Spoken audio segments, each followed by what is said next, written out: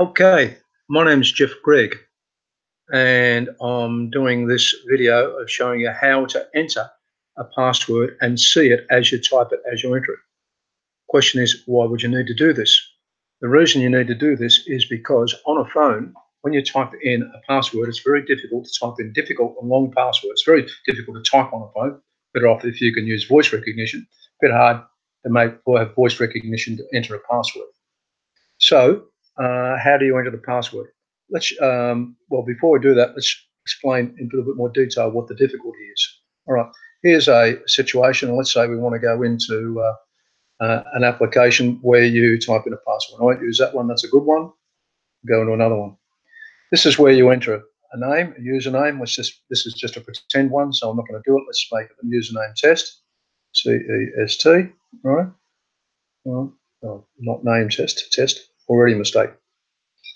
And well, already made another mistake. Okay, very difficult to type on a phone keypad, right? So it's even more difficult to type in a password.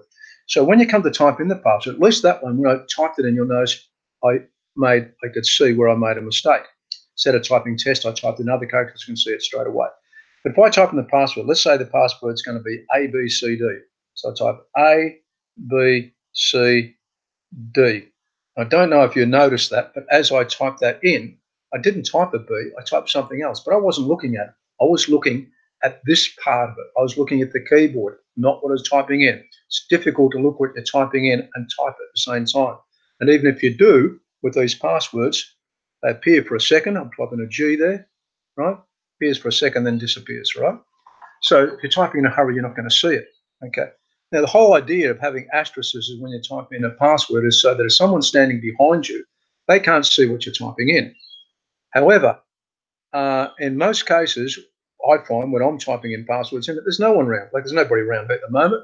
There's no cameras looking at me. There's no one around. So the chances of somebody seeing it is pretty remote. So in those particular cases, people usually, some smart web pages give you this option. So let's go and show you what the option is. For example, this is a linked one. LinkedIn one, log into LinkedIn.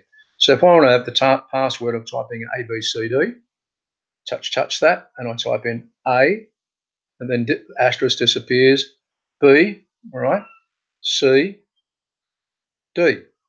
And once again, I didn't type the B. I typed another character. But this one's got this bit here, which says show, right? If I touch that, which I'm about to do, I can see I've typed A, B, C, D, so I can go back and change the V to a B, right? All very well. But that's okay with these sort of passwords. But what do you do in a situation where you haven't got that? Like this other one we looked at before, where whenever you go to type in a password, it only puts asterisks, right? The situation is even more complicated when you've got to do fancy things like we did this morning, where you want to type in something complicated like uppercase A, 1, uppercase B, 2, uppercase C, 3. Let's say that was your password. A lot of these passwords to these Wi-Fis, like the one we had this morning, was exactly that situation. You had to switch between upper and lowercase to do it. If you're going to do that and you can't see what you're typing in, rather than typing it directly into the password, you can type it into something else. Any program that allows you to see text.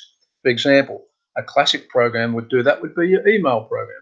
So if I go into email and create a new email, all right, and then I want to have uppercase A, it's already in uppercase, notice my keyboard's already in uppercase, all right, I can press A, right, then I want a 1, so I touch the 1, 2, 3 button there, and then I type 1, and then I want uppercase B again, right, so I've got to go back to the ABC keyboard again, I do that, ABC, I want to type a B, it's not an uppercase, so I'm going to have to touch that, I'm going to type in a B, right, then I'm going to have I want the number 2, so it's 2, then uppercase C, and then a 3, right?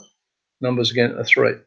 But I can see it. I can see it's A1, B2, C3. I can see the whole thing. Now, on a phone, any phone, if you long press on the item you just done, notice it highlights it and gives me the option of copying it. I click on copy. I now change back to the program by going back to this particular button here, which is the button which quickly changes, selects which programs I want to open. Touch that. Right, I want to go back to my Chrome program, which is that one there. Touch that. Okay, and there's the password. Now, rather than typing the password, if I just do what's called a long press on it, I'm just pressing where it says enter password,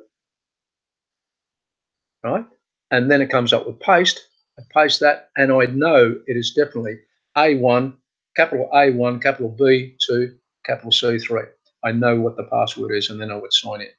This isn't going to work because for this page, because it's just a test dummy one. I'm not going to do it with real passwords.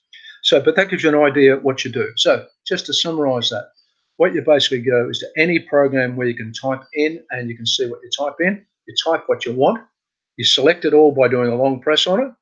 Then you copy it, go to the place where you want the password, do a long press again and paste. Okay. Any questions, send me an email. Other than that, that's it. See you later. Cheers.